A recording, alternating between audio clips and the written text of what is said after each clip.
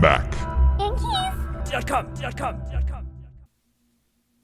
We're going to take off the F10 key.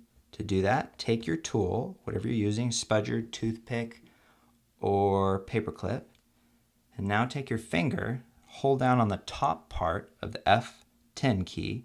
We're slowly going to come back till it snaps right off, like that.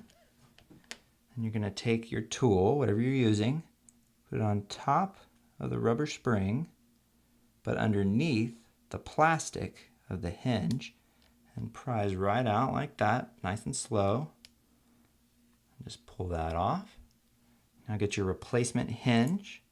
What you'll notice on the plastic hinge is you have a continuous piece of plastic at the top and how it kind of separates at the bottom, and that corresponds to how you'll actually put it into the keyhole. So let's go ahead and do that now. These are kind of small, so sometimes you have to fiddle with them. That one went out all right. Now I'm going to use my finger and push down on each side until it clips into place. That's good. All right. Looks good. Now we're going to take our replacement F10 key, just put it on top there, and I'm going to push down with my finger until the clips underneath the F10 key take hold. And we're good there. And you have installed your F10 key. Mac.com.